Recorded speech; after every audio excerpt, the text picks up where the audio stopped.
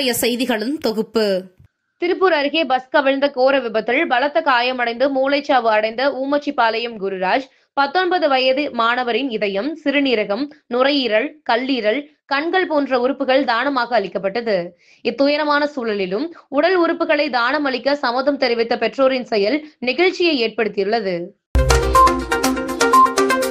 கோடை காலத்தில் Indian railway சார்பில் காஷ்மீருக்கு சுற்றுலா அழைத்துச் செல்லும் சிறப்பு ரயில் பேக்கேஜ் சுற்றுப்பயணம் ஏப்ரல் 2ஆம் தேதி தொடங்குகிறது.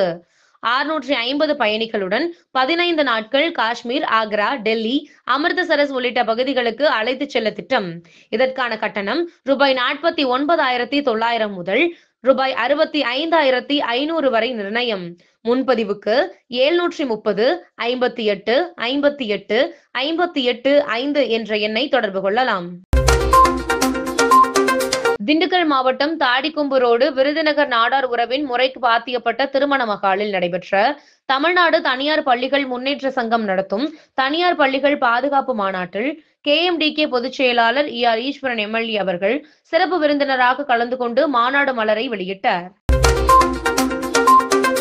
யூடியூப் சமீபத்தில் வெளியிட்ட வருடாந்திர வருவாய் அறிக்கையின்படி 2024ஆம் ஆண்டில் விளம்பரங்கள் மூலம் மட்டும் சுமார் ₹3.16 லட்சம் கோடி வருவாய் ஈட்டியுள்ளது. இதில் யூடியூப் பிரீமியம் சந்தா மற்றும் யூடியூப் TV மூலம் வரும் வருவாயை கருத்தில் கொள்ளவில்லை என தெரிவிக்கப்பட்டுள்ளது. கேம்பஸ் இன்டர்வியூவில் இருந்து தேர்வு செய்யப்பட்ட ஃப்ரெஷர்கள் 400 பேரை அதிரடியாக பணிநீக்கம் செய்தது மைசூரில் உள்ள இன்ஃபோசிஸ் நிறுவனம். கடந்த ஆண்டு அக்டோபரில் பணியமர்த்தப்பட்ட இவர்கள் குறுகிய காலத்திலேயே நீக்கம். மதிப்பீட்டு தேர்வுகளில் இவர்கள் தேர்ச்சி பெறவில்லை என நிறுவனம் தரப்பில் கூறப்படுகிறது. இதில் பெரும்பாலானோர் 2022இல் பொறியியல் படிப்பை முடித்து சுமார் 2.5 ஆண்டுகள் வேலைக்காக காத்திருந்தவர்கள். அமெரிக்காவில் காதலர் தினத்தை ஒட்டி மெம்பஸ் உயிரியல் பூங்காவிற்கு வரும் பார்வையாளர்கள் தங்களின் முன்னாள் காதலன் காதலியை பழிவாங்கும் விதமாக அவர்களுக்கு யானை சாணமிடும் வீடியோவை அனுப்ப ஏற்பாடு.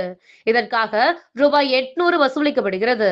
உங்களின் பெயர் அவர்களுக்கு தெரியாத வண்ணம் பார்த்துக் கொள்வதாகவும் பூங்கா நிர்வாகம் உறுதியளித்துள்ளது. இதற்கு பிப்ரவரி 12க்குள் விண்ணப்பிக்க வேண்டும் எனவும் நிபந்தனை. ஈரோடு கிழக்கு தொகுதியில் திமுக வேட்பாளர் சந்திரகுமார் வெற்றிமுகம். சென்னை திமுக தலைமை அலுவலகமான அண்ணா அறிவாலயத்தில் உற்சாக கொண்டாட்டம். சென்னையில் 5 ரயில் நிலையங்களில் பாதுகாப்பை மேம்படுத்த 7 கோடி ரூபாயை ஒதுக்கீடு செய்தது ரயில்வே வாரியம். அதிக திறன் கொண்ட 528 கண்காணிப்பு கேமராக்கள் பொருத்தப்பட உள்ளதாக அதிகாரிகள் தகவல். டெல்லி சட்டமன்ற தேர்தலில் வெற்றி வாகை சூடியதை தொடர்ந்து டெல்லி முதலமைச்சர் தேர்வில் பாஜக தீவிரம். புதுடெல்லி தொகுதியில் கெஜ்ரிவாலை வீழ்த்திய பர்வேஸ் வர்மா போட்டியில் முன்னிலை என தகவல். இத்துடன் செய்திகள் நிறைவடைகிறது. மேலும் இதுபோன்ற செய்திகளுக்கு KMDK லைவ் சேனலை லைக் பண்ணுங்க, ஷேர் பண்ணுங்க, சப்ஸ்கிரைப் பண்ணுங்க.